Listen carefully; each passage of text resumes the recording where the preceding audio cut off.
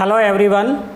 आज से हम ओ लेवल का M3R4 जो बुक है जिसका कि नाम है IoT stand for internet of things के वीडियो लेक्चर स्टार्ट करने जा रहे हैं। इस बुक के हम हर टॉपिक को यहाँ पर 1 बाय 1 कवर करेंगे। सबसे पहले इस बुक के लिए हम सबसे पहले इसका सिलेबस देख लेते हैं। तो सिलेबस देखने के बाद में हम 1 बाय 1 इसके टॉपिक स्टार्ट करेंगे। तो आज का हमारा जो टॉपिक रहेगा वो रहेगा IoT का पूरा नाम इंटरनेट ऑफ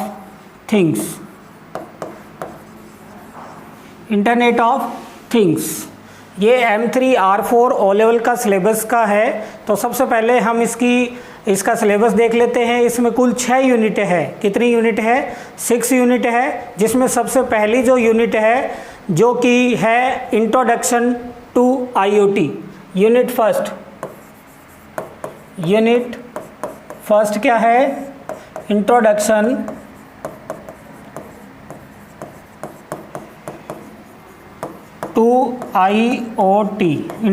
टू IoT है जो फर्स्ट यूनिट का नाम है। इसमें हम देखेंगे कि व्हाट इज़ IoT क्या होता है, IoT की क्या एप्लीकेशन है, कौन कौन से डिवाइसेस IoT में आते हैं, कौन कौन से प्रोटोकॉल्स हम यूज़ करेंगे और कम्युनिकेशन का इसमें मॉडल। ये जो यूनिट है स्टूडेंट आपके 10 नंबर की आ सकती है, 10 नंबर की आएगी। दूसरी जो यूनिट रहेगी वो रहेगी थिंग्स एंड कनेक्शंस। क्या रहेगी? Things and connection. Unit 2। Unit second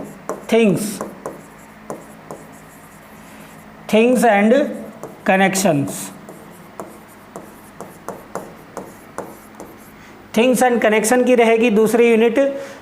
उसके बाद में हम देखेंगे तीसरी यूनिट के अंदर सेंसर्स क्या होते हैं, एक्चुएटर्स क्या होते हैं और माइक्रो कंट्रोलर क्या होते हैं। ये यूनिट भी आपकी स्टूडेंट 10 नंबर की है।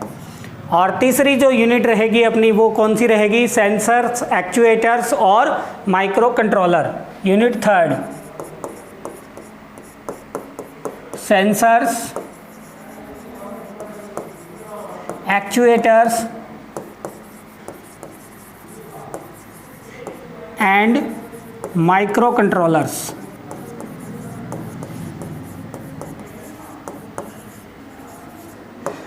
ये अपनी थर्ड यूनिट रहेगी जिसका कि जो मार्क्स रहेंगे वो 15 रहेंगे,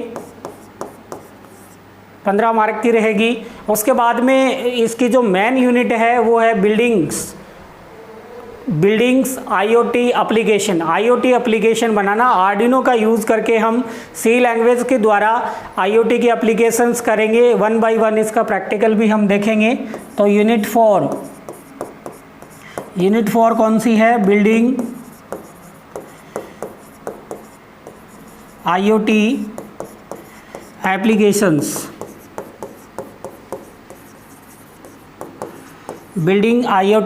एप्लीकेशंस। ये जो यूनिट है बहुत ही ज़्यादा इम्पोर्टेंट है। इसमें से 40 नंबर के आपके क्वेश्चंस आएंगे। 40 नंबर की है स्टूडेंट, बहुत ही इम्पोर्टेंट यूनिट है। उसके बाद में जो 5th यूनिट है security and features of IoT ecosystem. कौन सी है? यूनिट 5th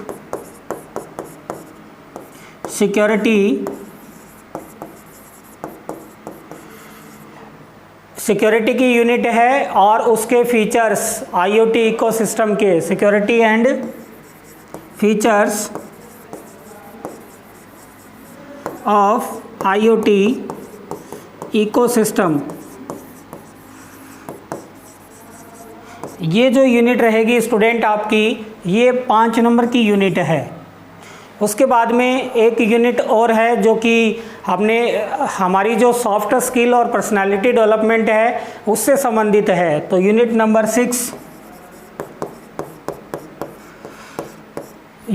6 कंप्यूटर से रिलेटेड नहीं है, सॉफ्ट स्किल और पर्सनालिटी डेवलपमेंट है। कौन सी है?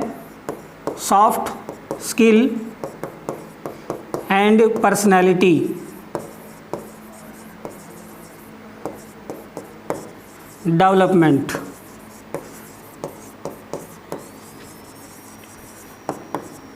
ये अपनी जो हम सॉफ्ट स्किल, जो हमारी स्किल है और हमारी पर्सनालिटी डेवलपमेंट है, उससे संबंधित है। ये कुल 20 मार्क्स की रहेगी। तो 10 की 2 यूनिट है और 15 की 3rd यूनिट है। 40 नंबर की जो 4th यूनिट है वो रहेगी और 5th की जो यूनिट है वो 5 नंबर की है और अपनी जो लास्ट यूनिट रहेगी वो रहेगी 20 की। जैसा कि आपको पता है कि ओ लेवल का नया सिलेबस आ चुका है। अब डिस्क्रिप्टिव टाइप कोई क्वेश्चन नहीं आता है, सभी क्वेश्चन ऑब्जेक्टिव टाइप आते हैं और साथ में प्रैक्टिकल भी अब ऑनलाइन कर दिया गया है। तो आपको सभी को कॉन्सेप्ट समझना है, कॉन्सेप्ट समझ करके किसी भी क्वेश्चन का आंसर करना है। तो चलिए आज का हम ये आपके सिलेबस आपने देख लिया होगा किस प्रकार से क्या सिलेबस आएगा, क्या सिलेबस है आईओटी का। ओ लेवल के लिए बहुत ही ज़्यादा इम्पोर्टेंट ये बुक है, नया अभी ये बुक ट्रेंड में चल रही है। तो इसको हम इसके टॉपिक को 1 बाय 1 कवर करेंगे। अपना जो सबसे पहला टॉपिक है वो है इंट्रोडक्शन टू आईओटी। आईओटी का इंट्रोडक्शन। आईओटी वास्तव में है क्या, क्या है आईओटी, कैसे वर्क करती है। तो सबसे पहले तो आईओटी की हम डेफिनेशन देख लेते हैं। The internet of things, IoT का पूरा नाम क्या है, इंटरनेट ऑफ थिंग्स क्या है, वो है जिसके द्वारा कोई भी फिजिकल ऑब्जेक्ट एम्बेडेड, उसके अंदर कोई क्या हो सकता है, सेंसर हो सकता है, प्रोसेसिंग एबिलिटी हो सकती है, सॉफ्टवेयर हो सकता है और कोई अन्य टेक्नोलॉजी हो सकती है, उनको आपस में कनेक्ट कर दें और वो डेटा भी एक्सचेंज करें। इसी को क्या कहते हैं, आईओटी कहते हैं। वापस सुनिए, इंटरनेट ऑफ थिंग क्या है, एक प्लेटफॉर्म है। इंटरनेट ऑफ थिंग क्या है, एक प्लेटफॉर्म है जहाँ जो रेगुलर डिवाइसेस आर कनेक्टेड, जहाँ जो रेगुलर डिवाइसेस होती है वो आपस में कनेक्टेड रहती है टू द इंटरनेट। किसका यूज़ करते हुए, इंटरनेट का यूज़ करते हुए। सो दे कैन इंटरेक्ट, ताकि वे आपस में क्या कर सके, इंटरेक्ट कर सके, collaborate and exchange data with each other, और आपस में डेटा भी क्या कर सके, एक दूसरे के साथ में एक्सचेंज कर सके। तो इंटरनेट ऑफ थिंग क्या है, एक प्लेटफॉर्म है जहाँ जो रेगुलर डिवाइसेस होती है, रेगुलर डिवाइसेस कौन सी होती है, जैसे हमारा लैपटॉप हो गया, हमारा डेस्कटॉप हो गया, हमारा मोबाइल हो गया, हमारी डिजिटल वॉच होगी, हमारी वॉशिंग मशीन होगी, हमारा स्प्लिट जो डिजिटल वॉच है वो होगी, हमारा जो स्मार्ट जो एसी है वो हो गया। इनको कहते हैं रेगुलर डिवाइसेस। इनको हमने किससे कनेक्ट कर दिया, इंटरनेट से कनेक्ट कर दिया। इंटरनेट से कनेक्ट करने के बाद में ये आपस में एक दूसरे के साथ में इंटरेक्ट कर सकती है और डेटा भी एक्सचेंज कर सकती है। इसी को कहते हैं आईओटी। इन शॉर्ट में कहें तो जो रेगुलर डिवाइसेज हैं उनको हमने किससे जोड़ दिया, इंटरनेट से कनेक्ट कर दिया। तो यही क्या कहलाता है, आईओटी कहलाता है। तो इंटरनेट ऑफ थिंग्स पूरा नाम हो गया, is a platform. IoT is a platform where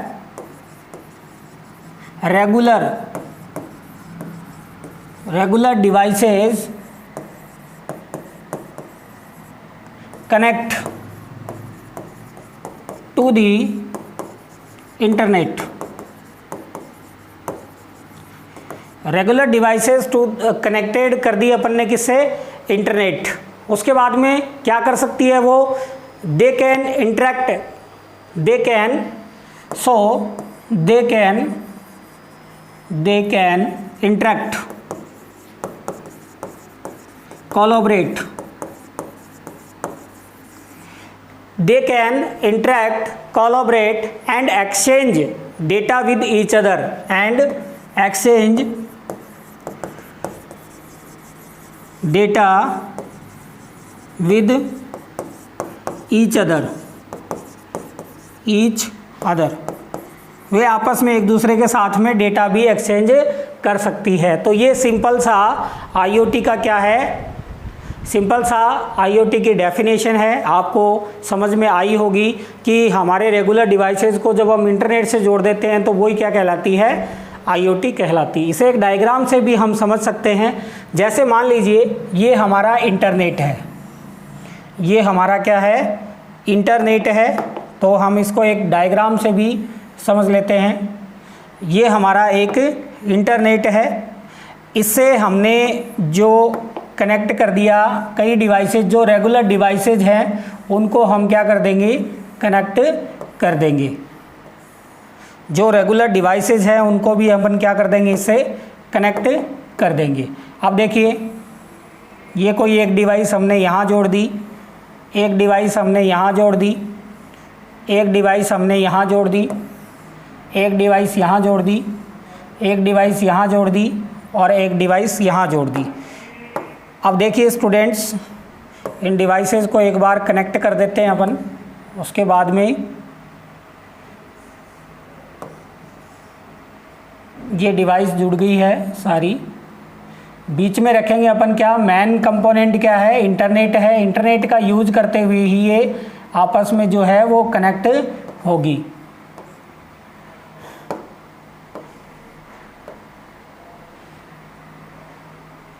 ये हमने कनेक्ट कर दी। अब देखिए स्टूडेंट्स, बीच में हम क्या रखेंगे, इंटरनेट। क्या रखेंगे, इंटरनेट। अब हमारी रेगुलर डिवाइसेज जो डेफिनेशन पड़ी, जैसे रेगुलर डिवाइसेज में मोबाइल फ़ोन,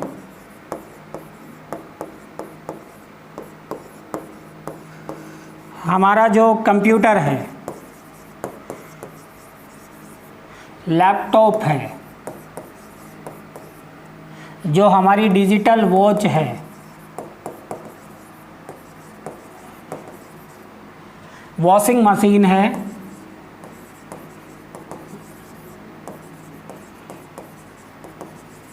या कोई रोबोट है, इनको हमने किससे कनेक्ट कर दिया स्टूडेंट्स, इंटरनेट से कनेक्ट कर दिया। और आजकल आपने देखा होगा कि टेलीविज़न भी स्मार्ट आ रहे हैं, तो टेलीविज़न भी जोड़ सकते हैं।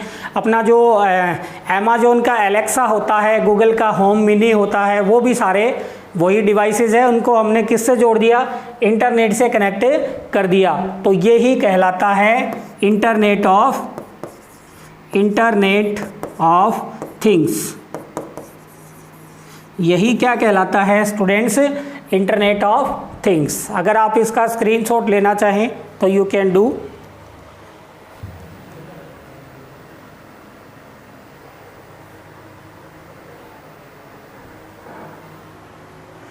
चलिए अब बढ़ते हैं आगे। अब इसकी कुछ और इम्पॉर्टेंट चीज़ें अपन देख लेते हैं। सबसे पहले किसी भी टॉपिक को पढ़ने से पहले उसका हमें हिस्ट्री का पता होना चाहिए।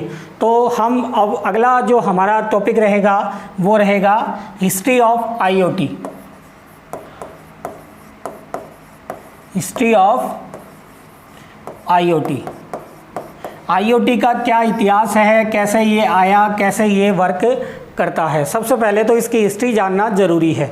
तो सबसे पहले स्टूडेंट्स 1970 की बात है। कब की बात है, 1970 की बात है। जो डिवाइस को कनेक्ट करने का जो आइडिया प्रपोज किया गया था वो किया गया था 1970 में।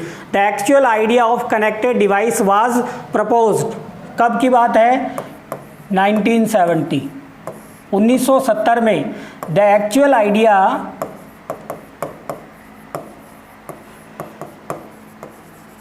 of connected device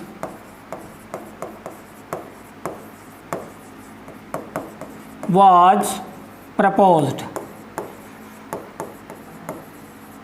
सबसे पहले कनेक्टेड डिवाइस का आइडिया कब आया था, 1970 में। उसके बाद में 1990 की बात है। 1990 में एक वैज्ञानिक हुए थे जॉन रोमकी। कौन से वैज्ञानिक हुए थे, जॉन रोमकी। उन्होंने एक टोस्टर बनाया था। क्या बनाया था, टोस्टर बनाया था, जिसको इंटरनेट के द्वारा ऑन और ऑफ कर सकते थे। John Romkey created a toaster. John Romkey ने टोस्टर बनाया था। कब की बात है, 1990 में। John Romkey created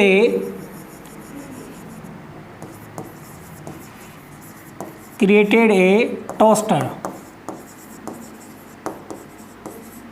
created a क्या बनाया, toaster which could be turned on or off, which could be turned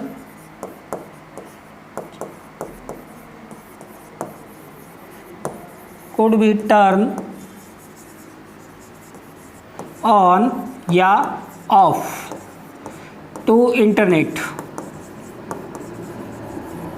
उसे क्या किया जा सकता था, इंटरनेट से टर्न ऑन और ऑफ किया जा सकता था। तो इस वैज्ञानिक का नाम आपको ध्यान रखना है जॉन रोमकी। ये पेपर में क्वेश्चन आ सकता है। उसके बाद में स्टूडेंट्स 1995 में एक वैज्ञानिक हुए साइमंस। कौन हुए, साइमंस, जिन्होंने पहला सेल्यूलर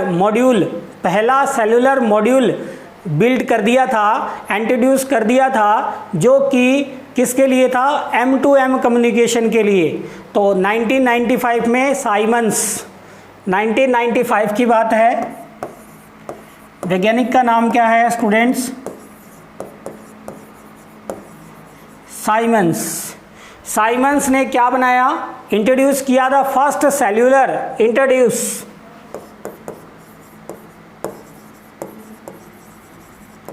दी फर्स्ट, क्या फर्स्ट क्या बनाया, अभी मैंने बताया सेल्यूलर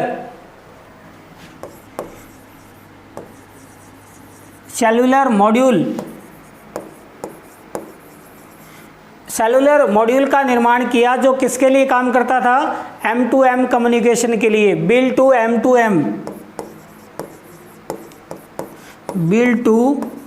M2M। इसका भी नाम आपसे पूरा पूछा जा सकता है।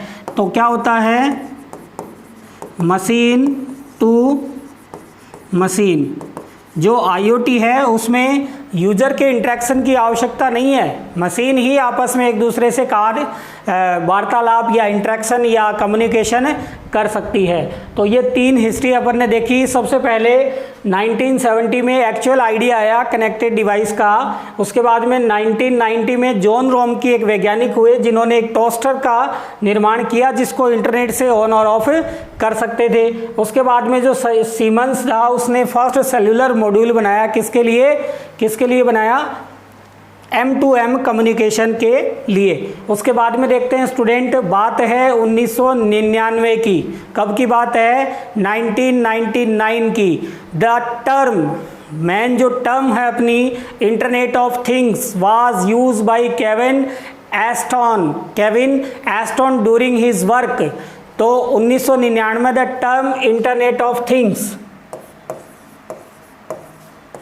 द टर्म इंटरनेट ऑफ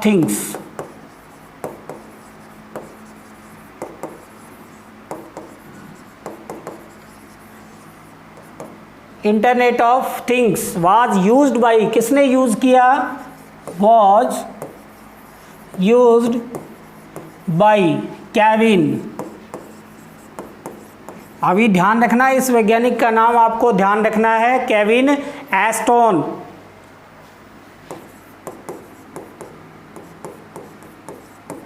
इस वैज्ञानिक का नाम आपको खास तौर पर ध्यान रखना है। The term internet of things सबसे पहले किसने यूज किया, Kevin Aston, during his work. कब की बात है, जब वो अपना काम कर रहे थे, during his work at P&G। ये भी वर्ड इंपॉर्टेंट है, जो मैं आपको बताऊं इंपॉर्टेंट है वो सभी याद कर लेना। विच बिकम वाइडली एक्सेप्टेड, इसको, इस नाम को सभी जगह स्वीकार किया गया। विच बिकम वाइडली एक्सेप्टेड। अब स्टूडेंट, आपसे ये पूछा जा सकता है, आपके मन में ये क्वेश्चन होगा कि केविन एस्टन का नाम क्यों याद करना है। क्यों याद करना है, इसलिए याद करना है, फादर ऑफ IoT है ये, father of IoT। Father of IoT कौन है, Kevin Aston. Kevin Aston is a father of IoT। कहाँ काम करते थे, P&G में काम करते थे, प्रॉक्टर एंड गैम्बल। इसका भी ध्यान रखना है, P&G का, प्रॉक्टर एंड गैम्बल, ये संस्था में ये वर्क करते थे।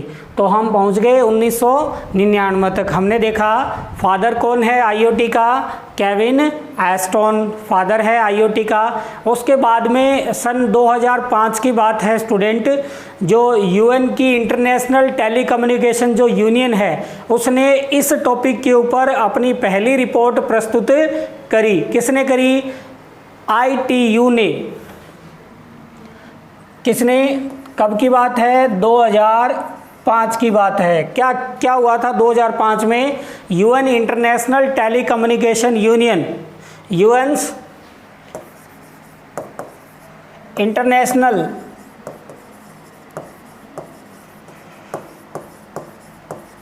Telecommunication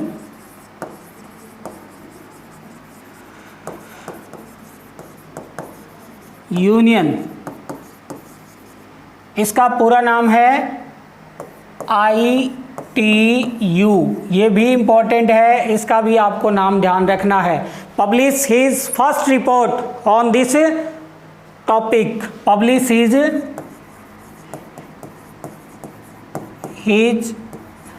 first report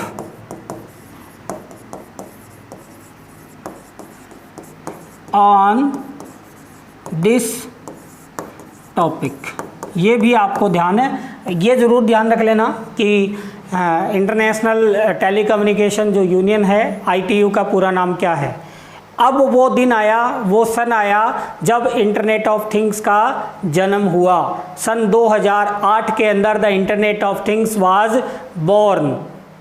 sun 2008 the internet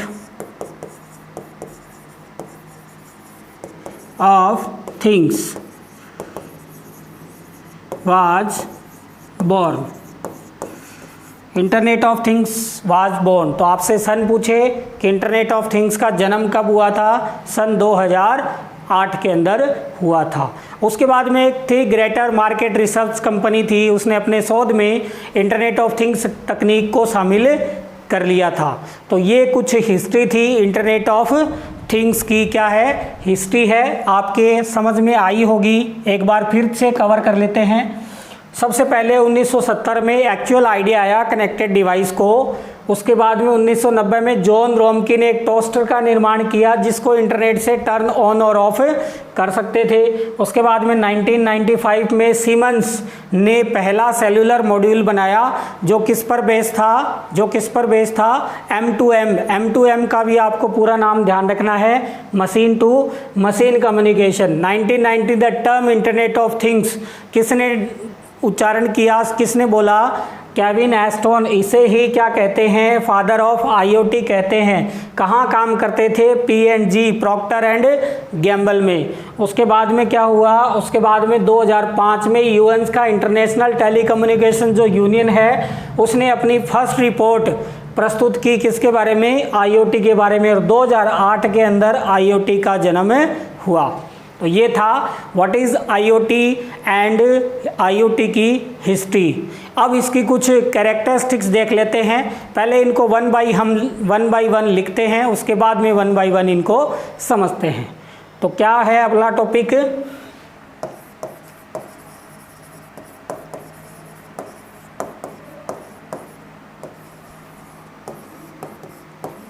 characteristics of IoT। IoT की विशेषताएं, IoT की विशेषताएं।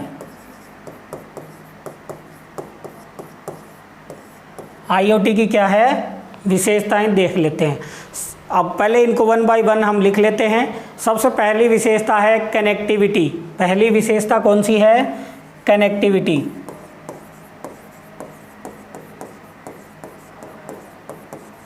पहली विशेषता कौन सी है? कनेक्टिविटी। दूसरी विशेषता है इंटेलिजेंस।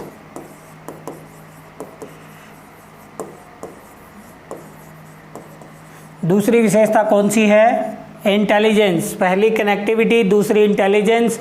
एक विशेषता है सेंसिंग। कौन सी विशेषता है? सेंसिंग। एक है इसका डायनेमिक नेचर।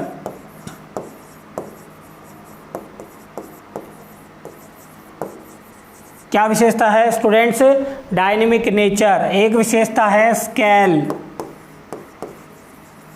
कौन सी विशेषता है?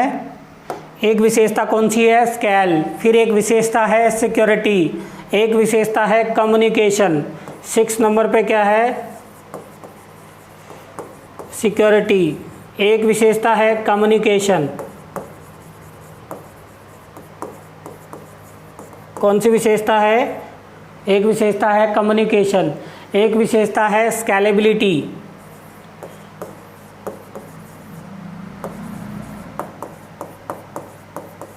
ये स्टूडेंट्स आईओटी की क्या है? कैरेक्टरिस्टिक है। आपसे पूछी जा सकती है कि निम्न में से आईओटी की कौन सी कैरेक्टरिस्टिक है या निम्न में से कौन सी कैरेक्टरिस्टिक नहीं है, कौन सी विशेषता है और कौन सी विशेषता नहीं है, ये आपसे पूछा जा सकता है। अब इनको हम 1 बाय 1 कवर कर लेते हैं।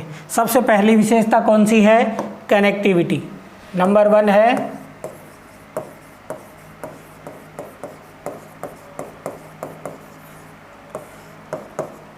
सबसे पहली विशेषता है कनेक्टिविटी। अब आईओटी की सबसे इम्पॉर्टेंट विशेषता है स्टूडेंट्स ये, इसमें IoT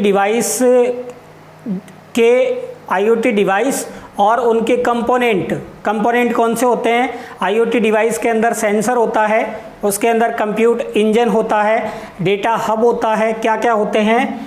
components of IoT device क्या क्या हो सकते हैं? सेंसर, आईओटी डिवाइस के कंपोनेंट है सेंसर, कंप्यूट इंजन, एक हो सकता है कंप्यूट इंजन। ये भी आपको स्टूडेंट्स ध्यान रखने हैं। और हो सकता है इसके साथ में हब। ये सभी आईओटी डिवाइस, कोई भी आईओटी डिवाइस है, जैसे मान लीजिए मोबाइल फ़ोन है, अपना मोबाइल फ़ोन है। अब कोई भी आईओटी डिवाइस है, एक तो वो दूसरे आईओटी डिवाइस से और दूसरा उसके जो कंपोनेंट है वो आपस में कनेक्ट रह सकते हैं। आईओटी डिवाइस एक दूसरे से कनेक्ट कैसे रहते हैं? किन का यूज़ करके, मतलब किन फैसिलिटीज़ का यूज़ करके वो एक दूसरे से कनेक्ट रहते हैं? रेडियो वेव्स का यूज़ कर सकते हैं, ब्लूटूथ का यूज़ कर सकते हैं, वाईफाई का। कनेक्ट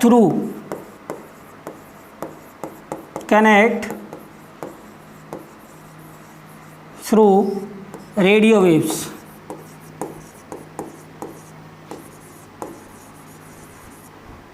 रेडियो वेव्स का यूज़ कर सकते हैं, ब्लूटूथ का यूज़ कर सकते हैं,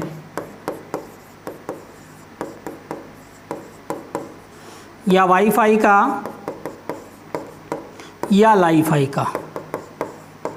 इनका यूज़ करके ये आपस में कनेक्ट रह सकते हैं। तो पहली विशेषता कौन सी है? कनेक्टिविटी। कोई भी आईओटी डिवाइस है या उसके कंपोनेंट है, आपस में पहले उनकी कनेक्टिविटी आवश्यक है। आईओटी डिवाइस के कंपोनेंट कौन कौन से हो सकते हैं? सेंसर हो सकता है, कंप्यूट इंजन हो सकता है, हब हो सकता है। कनेक्ट किससे रह सकते हैं? रेडियो वेव से कनेक्ट हो सकते हैं, ब्लूटूथ से कनेक्ट हो सकते हैं, वाईफाई से कनेक्ट हो सकते हैं और लाईफाई से कनेक्ट हो सकते हैं। इनके बारे में भी हम आगे विस्तार से कवर करेंगे। तो पहली विशेषता है connectivity is most important in on any IoT. दूसरी विशेषता थी students intelligence.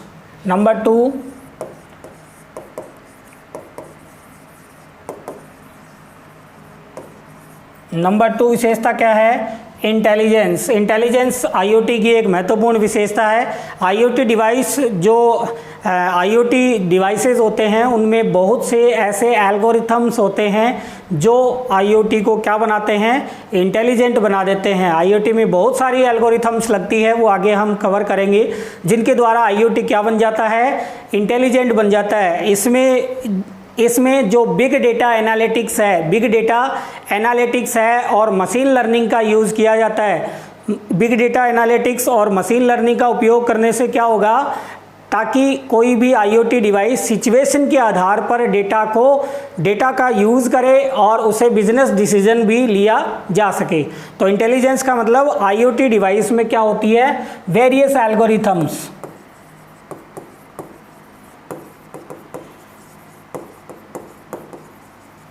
used in IoT devices, various algorithm used in IoT devices, जिससे क्या बन जाता है, IoT इंटेलिजेंट बन जाता है। इसमें दो चीज़ों का यूज होता है, एक तो यूज होता है बिग डेटा एनालिटिक्स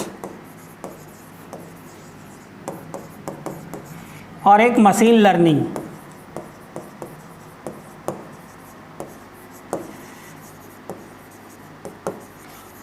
इनका यूज़ करके जो मशीन लर्निंग इनका यूज़ करके सिचुएशन के आधार पर सिचुएशन के आधार पर जो बिजनेस के जो डिसीजन होते हैं वो हम ले सकते हैं। तो हम कह सकते हैं कि IoT बहुत ही इंटेलिजेंट और स्मार्ट होता है। IoT is very intelligent and smart also. I hope आपके दूसरी विशेषता समझ में आई होगी, इंटेलिजेंस की विशेषता। तीसरी विशेषता देख लेते हैं, सेंसिंग, जो थी अपनी सेंसिंग।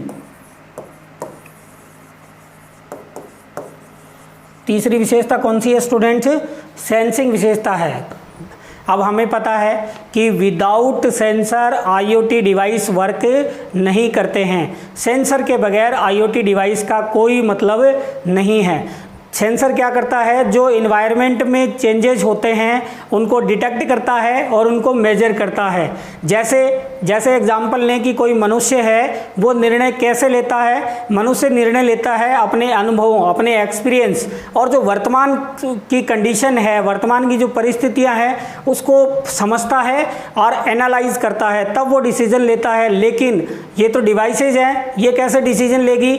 IoT के लिए तो हमें जो एनालॉग सिग्नल है उनको रीड करना पड़ेगा। IoT क्या करती है, एनालॉग जो इन्वायरमेंट है उससे एनालॉग सिग्नल क्या करती है, रीड करती है, उन्हें हाईलाइट करती है, और उनकी उसके बाद में एक विशेष प्रॉब्लम के आधार पे जो प्रॉब्लम आएगी, विशेष प्रॉब्लम आएगी, उससे डेटा को इकट्ठा करेगी। उसके बाद में जो इलेक्ट्रोमैकेनिकल ग्रेस्कोप होता है, जैसे प्रेशर होता है, लाइट सेंसर होता है, GPS होता है, RIFD होता है, उनका यूज करके डिसीजन लिए जाते हैं। तो विदाउट सेंसर IoT की कल्पना भी नहीं की जा सकती। विदाउट सेंसर के बगैर, सेंसर क्या करता है, real time sensor,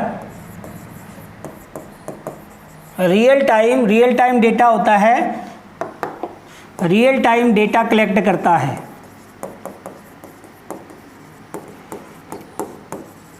real time data कैसा होता है?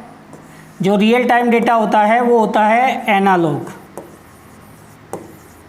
एनालॉग डेटा होता है। फिर एक उसको स्पेसिफिक किस में डालेंगे, प्रॉब्लम में डालते हैं, और उससे जो इसका सॉल्यूशन है वो निकाला जाता है। मनुष्य अपने अनुभव के आधार पर निकालता है, लेकिन जो IoT का डिवाइस होता है वो किसी भी एनवायरमेंटल कंडीशन से उनको सेंसर द्वारा सेंस करके उसके बाद में प्रॉब्लम को लेकर के और उचित जो भी परिणाम है वो हमें देता है। सेंसर कई प्रकार के हो सकते हैं, जैसे इलेक्ट्रोमैकेनिकल सेंसर होता है, गिरोस्कोप सेंसर होता है, प्रेशर सेंसर होता है, लाइट सेंसर होता है, GPS सेंसर होता है, RIFD सेंसर होता है। हम सेकेंड जो यूनिट आएगी उसमें वेरियस टाइप ऑफ सेंसर के बारे में भी पढ़ेंगे। तो ये है sensing. Without sensor IoT work नहीं कर सकता। जो चौथी विशेषता है वो है अपनी डायनेमिक।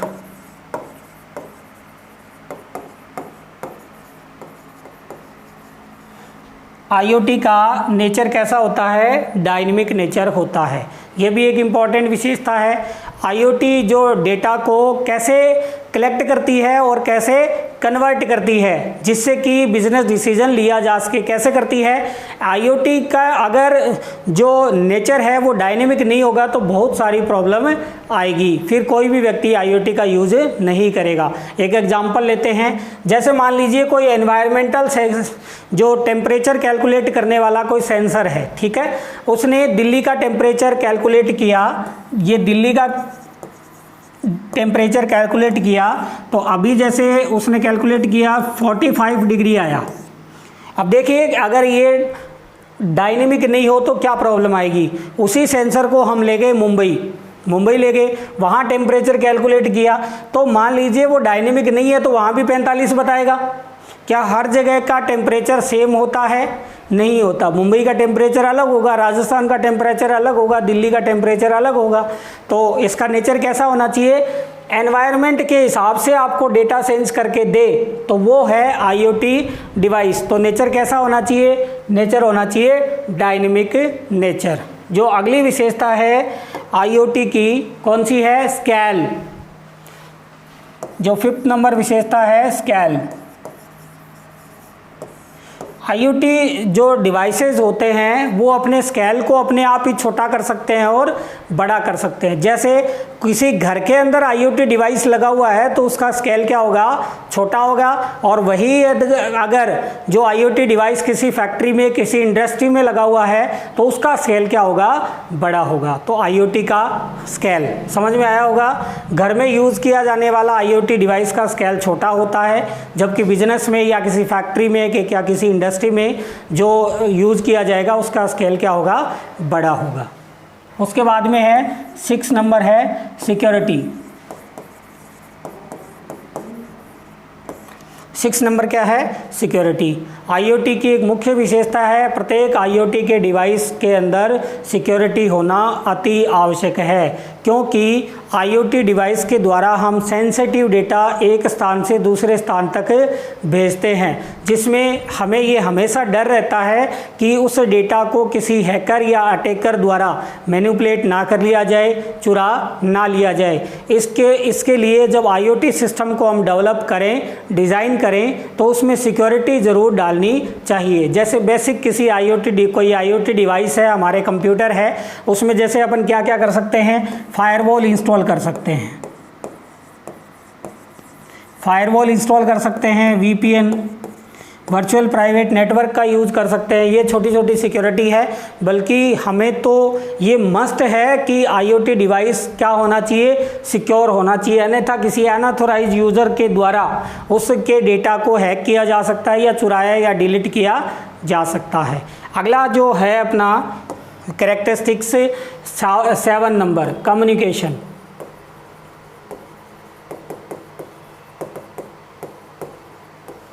अगली कौन सी कैरेक्टरिस्टिक है? कम्युनिकेशन। डिवाइसेज एक दूसरे के साथ कम्युनिकेट करना पड़ेगा, उनको एक दूसरे को डेटा भेजना है, तो और इसमें कम्युनिकेशन के अंदर दूरी मायने नहीं रखती है। मतलब कोई आईओटी डिवाइस, दो पास में भी डिवाइस हो सकते हैं, और दो आईओटी डिवाइस एक देश में, एक दूसरा आईओटी डिवाइस दूसरे देश में हो सकता है, तो वो वाईफाई का यूज़ कर सकते हैं, या LPWA जो लोअर पावर जो वाइड एरिया नेटवर्क होता है उसका यूज़ कर सकते हैं। तो कम्युनिकेशन ज़रूरी है। उसके बाद में है स्केलेबिलिटी, जो लास्ट है।